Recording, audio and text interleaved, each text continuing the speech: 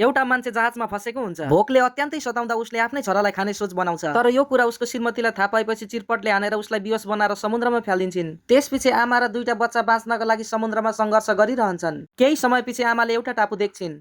उनले तुरुन्तै डुङ्गालाई टापुमा लान्छिन् र दुई बच्चाहरूलाई ओह्राल्छिन् र उनीहरूले पाल टाँगेर सानो टेन्ट बनाउँछन्। धेरै भोकाएको कारणले उनीहरूले नरिवल फोरेर खान्छन्। त्यसपछि उनीहरू पानी खोज्न जान्छन्। सायद भाग्यले साथ दिएर होला उनीहरूले नदी, केरा र आँप भेट्छन्। खाना प्रशस्त थियो, तर केही समय पछाडि ठुलो पानी पर्छ। आमाले बच्चालाई अँगालो हालेर जगाउँछिन् र सुरक्षित ठाउँ खोज्ने निर्णय गर्छिन्। बच्चाहरूलाई लिएर उनी जङ्गलतिर जान्छन्। समय पछाडि उनीहरूले बाँसको पुरानो घर भेट्छन् र उनीहरू त्यहीँ बस्छन्। खानेकुरा केही नभएपछि आमा माछा मार्न जान्छिन्। सकी नसकी भए पनि उनले केही माछा मार्छिन् र खानाका लागि केही जुटाउँछिन्।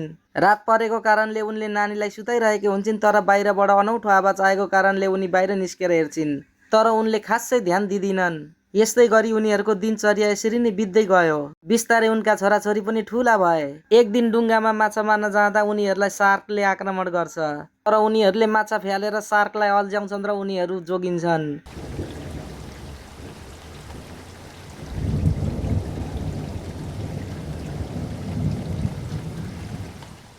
एक दिन ठुलो पानी पर्छ। उसको आमा बिरामी हुन्छन्। औषधि नभएको टापुमा उनले आफ्नो ज्यान बचाउन सक्दिनन्। मर्नु अगाडि उनले एकअर्काको ख्याल राख्नु भन्छन्।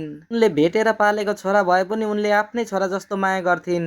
समय बित्दै गयो र उनीहरू हुर्किँदै गए। उनीहरू बीच प्रेम पनि बढ्दै गयो। उनीहरूले आमाको सम्झनामा विवाह गर्छन् र उनीहरू खुसी साथ टापुमा रमाउन थाल्छन्। एक दिन एउटा जहाज आउँछ। जहाजको कप्तानले पानी माग्छन्। कप्तानको छोरी भने त्यस केटाप्रति आकर्षित हुन्छ।